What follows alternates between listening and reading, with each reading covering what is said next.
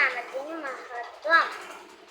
നന്ദി നന്ദി എൻ ദൈവമേ, നന്ദി എൻ യേശുപരാ.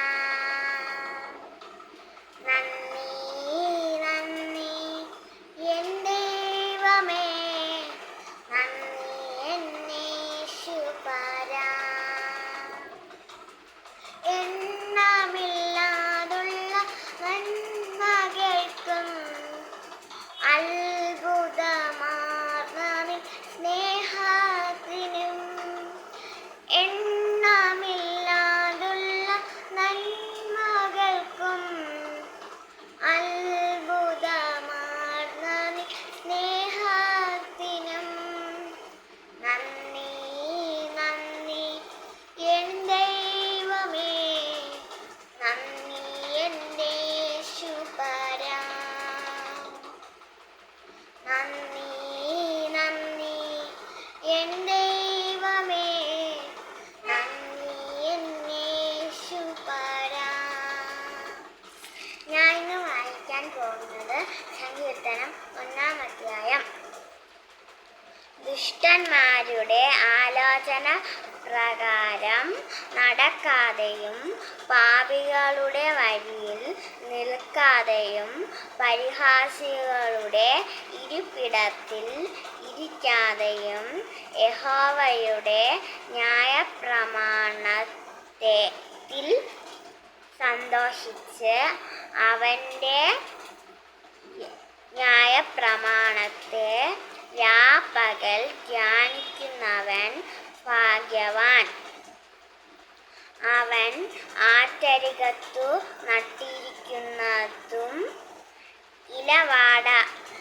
തക്ക കാലത്തു ഫലം കായ്ക്കുന്നതും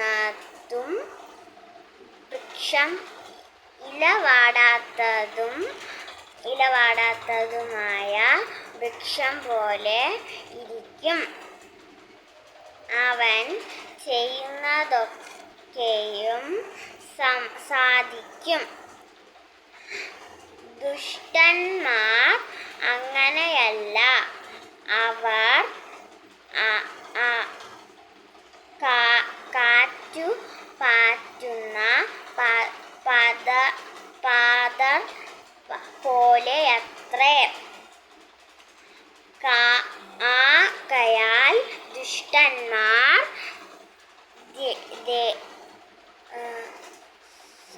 ന്യായവിസ്താരത്തിലും പാപികൾ നീതിമാന്മാരുടെ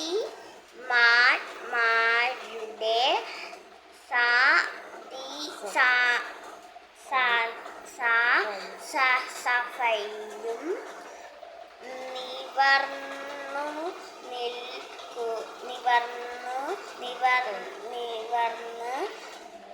നിൽക്കുകയില്ല.